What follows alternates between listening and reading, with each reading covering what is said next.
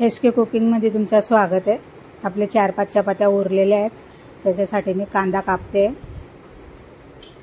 आलं, मिरची, कोथिंबीर आणि लसूण असं ठेचून घेतलं आहे मी। आता आपण फोडणीला घालूया। फोडणीला राई, जिरं, हिंग अशी फोडणी करून घेतली। त्याच्यात ठेचले कांदा टाकला आधी, बटाटे चिरून घेऊया आधी आपण। कांदे आपले मी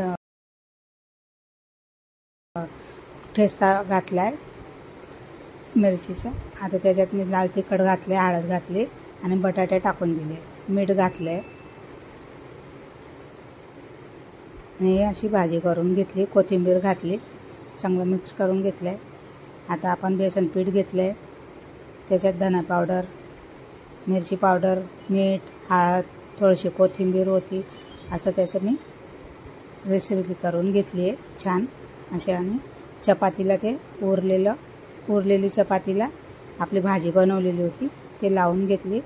एक चपातीला लावले आणि दुसरी चपाती उलटी मारून आणि दाबून घेतले आणि त्याचे आपण असं पिझ्झा कापतो तशा चिऱ्या मारून घेतल्या आहेत मी। माझ्याकडे असे कटर होतं, त्या कटरनं मी असे कटलेट सारखे कापून घेतले। आता हे बघा, आपण असे चिरा करून घेतले आहेत कटलेट सारखे। आणि आता आपण बेसनची उसळी बनवलेली त्याच्यात डीप करूया आणि तळायला टाकूया। तेल छान गरम झालं आहे, जास्त गरम नाही करायचं, तेलला मीडियममध्ये तेल गरम करायचं। जास्त तेल झालं ना गरम तर मग जळून जाते। बघा असे छान।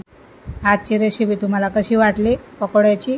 लाईक, शेअर, सबस्क्राईबर करा आणि आमची रेसिपीला असाच प्यार द्या।